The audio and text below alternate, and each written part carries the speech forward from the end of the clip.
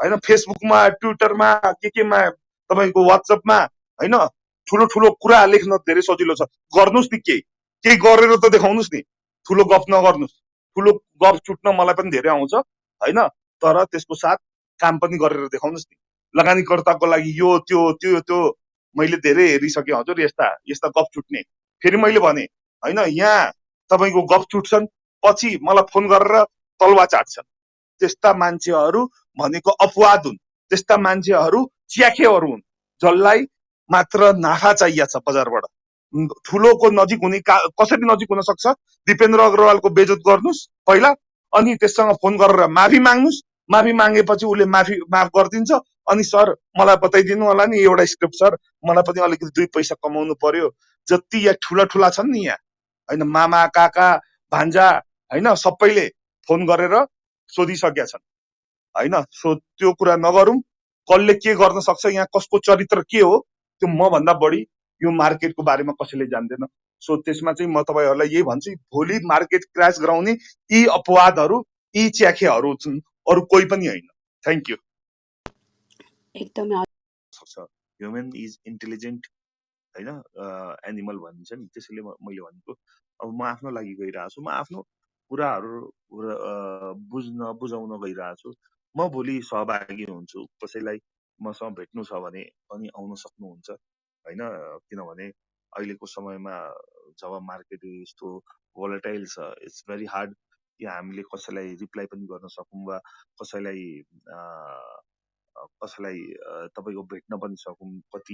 कति मान्छेहरूलाई भेट्न चाहेर पनि भेट्न सक्दैनौं। तर एउटा यो सोशल जमघट हुँदाखेरि सबै साथीहरूलाई एउटै प्लेटफर्ममा पाउँदाखेरि एउटा यो उत्साहको पनि एउटा वातावरण बन्छ र उनीहरूसँग भेट्दाखेरि आफू पनि अलिकति बुढोबाट जवान भए जस्तो पनि फिल हुन्छ। सो म चाहिँ आफ्नो बारेमा लेखेको छु, म भोलि 3 बजे नेप्से रिले अनसनमा सहभागी हुन्छु, हैन। अब बाँकी को हुन्छ को हुँदैन भन्ने कुरा चाहिँ हैन मेरो कन्सर्नको विषय छैन। र बाँकी कुरा म चाहिँ आफ्नो कुराको लागि चाहिँ लडाई लड्ने नै छु र जहिले पनि लड्छु, सहीको लागि म लडाई लड्छु नै। र जो 18 वटा बुँदा छन्, हैन, किन 18 वटामा एउटा पनि मेरो बुँदा भएको भए म जान्थे। 17 छोडिदिनुस् तपाईले, 18 मा एउटा बुँदा पनि मेरो परेको भए म जान्थे।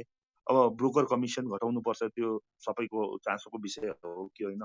बैंकलाई ब्रोकर लाइसेन्स दिनु पर्यो, त्यो सबैको चासोको विषय हो कि होइन? तपाईको डिभिडेन्ड घटाउनको लागि जुन पास क्याटेगोरीमा यस्तो कोरोना कालको बेला 1.3% तपाईको प्रोभिजन गर्नको लागि राष्ट्र बैंकले भनेको छ, त्यो सही छ कि छैन, हैन? डिभिडेन्ड बाँड्न नपाउने भनेको माइक्रो फाइनान्सहरूलाई बाँडे पनि 50% तपाईको रिजर्भमा राख्नुपर्ने, त्यो सही छ कि छैन? यस्तो बेलामा 4 करोड र 12 करोडको नियम ल्याउनु त्यो सही हो कि होइन? मेरो प्रश्न अर्को पनि छ, यदि 12 करोड गलत तपाईको रिसाइक्लिङ भइरहेको थियो र त्यो साँच्चै गलत हो भने, हैन, तपाईको 12 करोड पनि किन लोन बन्द गर्नुपर्छ? लोन बन्द गर्नुपर्छ। 12 करोड तपाईले गलत काममा दिने नेप्सेले, हैन? र कसै मान्छेहरूले लेख्नेले के लेख्छ भने म पैसा म 12 करोड दिन्छु भने तैँले दिनुपर्छ। हामीले त्यस्तो भनेका छौं? गलत व्याख्या गर्नु भएन। मान्छेहरूले गलत व्याख्या गरे भने यसको परिणाम गलतै हुन्छ। किनभने हामी कोही कहाँ जाँदैनौं पैसा माग्न।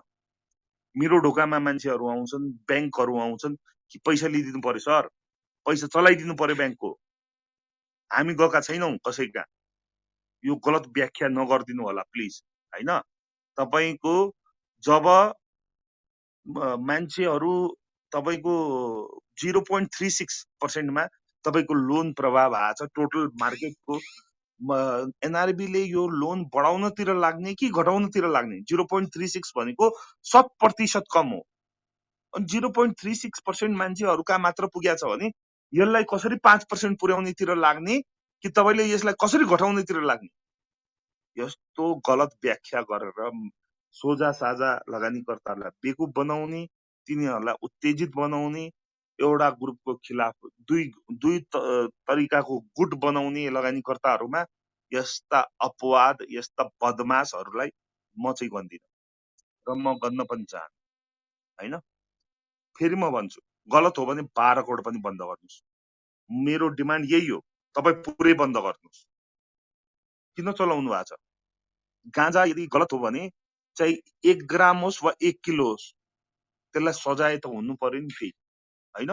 तपाईले 1 ग्राम म खान्छु डेली, मेरो लागि ठिक छ भनेर भन्न मिल्छ? त्यस्तै 12 करोडको लोन ठिक छ कसरी भन्नुहुन्छ? त्यो पनि बन्द गर्नुस् नि। गलत हो भने पुरै बन्द गर्नुस्, म समर्थन गर्छु त्यहाँ, हैन?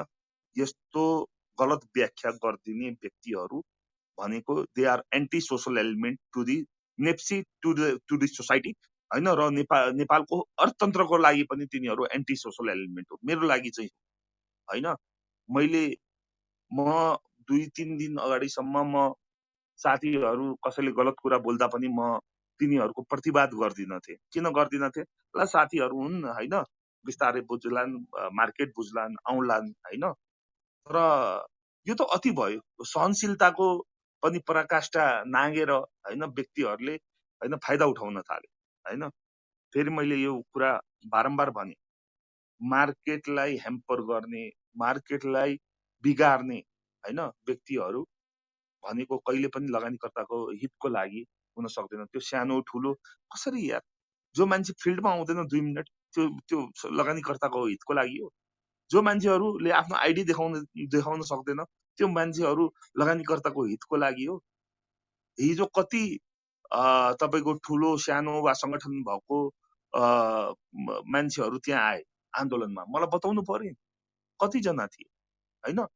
र यसरी मिस इन्टरप्रेट गरेर राष्ट्र बैंकले पनि यदि डाटा प्रोभाइड गर्छ भने त्यो चाहिँ एकदमै गलत हो। के तपाईको 90 अरब रुपैयाँ लोन गयो भने त्यसमा धेरै ठुलो पैसा गयो? इकोनोमी को सबै पैसा शेयर मार्केटमा लागेको छ? कति पर्सेन्ट लाग्यो? क्वेशनहरु थुप्रै छन्, हैन? कि त एउटा रिसर्च हुनु पर्यो कि यसभन्दा बढी। अर्को कुरा, भारतलाई देखाएर गलत व्याख्या गरिएको छ लोनको। भारतमा 10 लाख 20 लाख छ भनेर। 10 लाख 20 लाख हो, छ, तर त्यहाँ नन ब्याङ्किङ फाइनान्शियल इन्स्टिट्युट, हैन, एनबीएफआई जसलाई भनिन्छ, तिनीहरूले अनलिमिटेड लोन प्रोभाइड गर्छ ब्रोकरहरूलाई।